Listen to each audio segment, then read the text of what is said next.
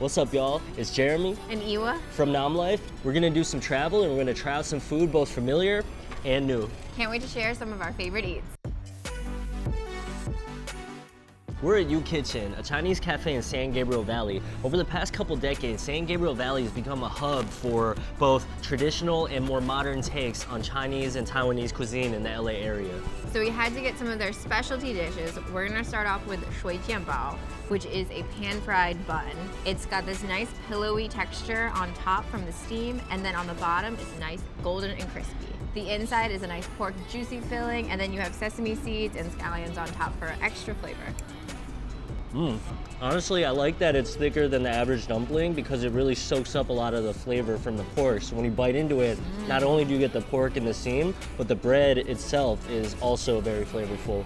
And next up we have Niuro Jianbing, which is a savory beef roll pancake. So it's thin slices of beef with cilantro and scallions all wrapped in a scallion pancake.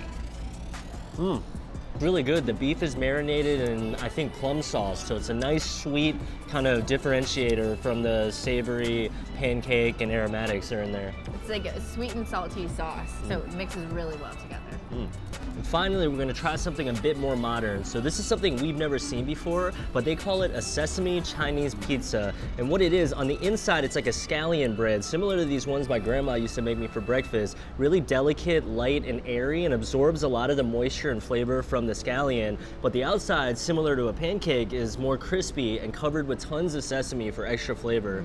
So you get the best of both worlds, the crunch and then the soft, fragrant inside. Cheers.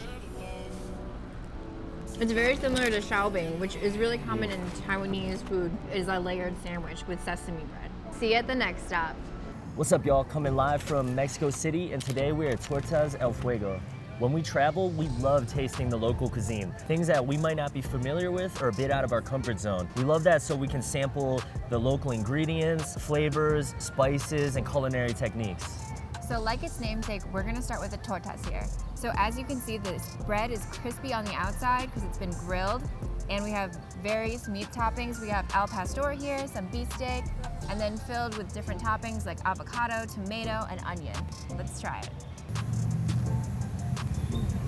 So the bread is mad crispy from being grilled, but the al pastor is so fat and juicy, it's soaking right into the bread to give it a really nice dual texture. And the toppings are really refreshing. You have the tomatoes and onions and avocado, and there's even some bean in here too. Up next is tacos al pastor, a dish that's incredibly popular throughout the city. Seems like you can get these anytime and anywhere around here. So these are loaded up with al pastor, cilantro, pineapple, onions, and then of course you can choose a salsa of your choice.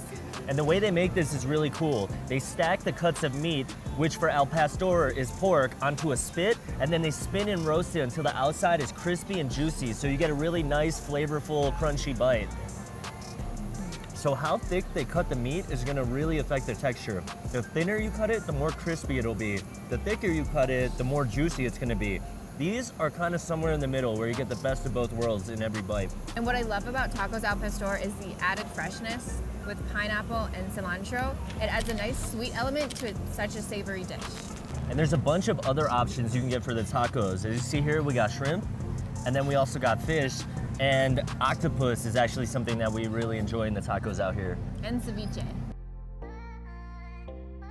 What's up, y'all? We're back in New York where we spent 4 years living. We're at Yiwanmen, which translates to one bowl of noodles. This is a Chinese noodle shop right in Chinatown. So first up, we're gonna start things off with this pork belly bao. So inside of the freshly steamed mantao, we have braised pork belly, which still has the fat on it, give it a really rich mouthfeel and texture. And then on top, you're gonna have fresh scallion, fresh cucumber, and then pickled mustard greens. So on top, there's like something like a Chinese barbecue sauce, which is really sweet and helps to counteract the savory and sour flavors from the rest of the fillings. Next up is jianbing, which is a Chinese-style crepe made out of egg. It's a really popular street food in China. You can get all types of fillings. We went with rosong, which is pork floss. That's one of my favorite items. You can put it on all types of things. It's like a savory, fluffy pork shaving. And it can go on congee and jianbing, anything savory.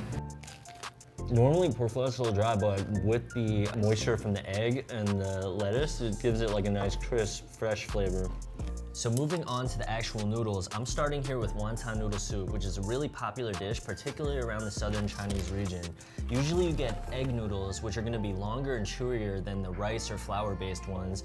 And of course, you gotta have the wontons, which are pork, shrimp, vegetables wrapped with a thin wonton wrapper. Noodles perfectly chewy, it's an amazing mouthfeel. Mouthfeel is really important.